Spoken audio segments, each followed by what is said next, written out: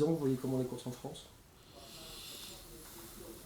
Les courses en France existeront, elles existent depuis fin 18e siècle, elles ne vont pas s'arrêter, je vous dis, pour 3 entraîneurs qui sont en colère. Hein. Ça, c'est... Les courses, c'est un phénomène de société, c'est un sport qui amuse beaucoup, des millions de gens en France.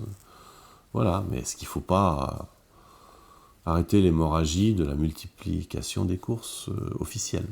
Voilà, moi C'est votre avis? c'est mon avis. C'est mon avis, à la limite, je préférerais presque ne pas voir ces courses-là, et qu'on les court comme ça parce que quand on regarde Equidia toute la journée, on a le droit d'avoir le tournis. Hein.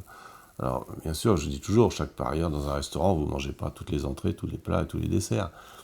Mais on sait bien que les gens qui ont une certaine addiction au jeu sont quand même tentés de jouer. Alors, et comme ils n'ont pas un portefeuille extensible, au lieu de jouer 20 € par course, ils vont jouer 5 € par course. Donc le chiffre ne va pas être meilleur. C'est une étude, Germont est un président du PMU dynamique, mais il y a aussi la réalité du sport. Et là, la réalité du sport, on est en train de l'oublier, quoi. C'est ça qui m'embête, c'est qu'on n'a plus de plaisir d'aller aux courses. De par les horaires, ça c'est terrible, je vais pratiquement plus aux courses à Toulouse, moi-même, parce que toutes les courses sont vers 16h10, les clients ne viennent pas, il n'y a plus de déjeuner comme il y avait avant. On allait à Toulouse, on courait, on déjeunait avec nos propriétaires qui prenaient l'avion de Paris le matin, qui repartaient vers 18h le soir. Tout ça, ça a disparu. Et ça, c'est très très mauvais. Parce que les propriétaires ne participent plus en direct aux courses, la plupart. Et nous, on ne va plus aux courses, on fait ça un peu à l'anglaise, où les entraîneurs ne se déplacent que pour les grands meetings, Ascot, Newmarket, Goodwood et York. Voilà. Ça, j'aime pas. Voilà. Ok. Quelque chose à ajouter?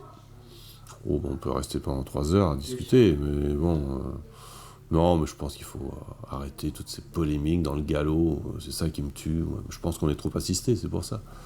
Quand on voit le système trotteur, où ils ne sont pas assistés du tout, personne ne se plaint. C'est quand même un paradoxe ça m'interroge, quoi. Et chez nous, alors, l'histoire des indemnités de déplacement, mais c'est un truc de fou, quoi. Moi, je suis contre les indemnités de déplacement. Je suis pour payer une 6e place et contre les indemnités de déplacement. Personne n'est obligé de se déplacer. Il y a des courses partout, parce que les gens qui vous racontent qu'ils n'ont pas de course pour tel cheval, moi non plus. Alors, faire des kilomètres, j'y vais, et puis voilà, puis je reviens. On se plaint pas, nous. C'est nous qui nous déplaçons le plus et qui se plaignons le moins. Il y a un paradoxe, quand même. Hein. Donc, arrêtez de toujours pleurer sur puis les gens qui sont pas contents du système français. Ils prennent leurs valises et puis ils vont entraîner en Espagne, en Allemagne, en Italie. Ils vont voir si c'est mieux. En Angleterre, ils vont voir comment est la compétition quand vous courez les Médènes à 3000 livres avec 4 Maktoum dans les 3 Abdullah dans les courses. Ils vont voir. Alors, il faut arrêter de pleurer. Il faut essayer d'améliorer son cheptel, d'essayer d'améliorer son score, son pourcentage de gagnants classés par nombre de partants. Voilà, c'est tout ce qu'il faut améliorer. Le programme français, il est bien fait. Il y a toujours des retouches à faire. Il y a toujours des choses qui ne vont pas. Mais dans l'ensemble, il est bien fait. Alors...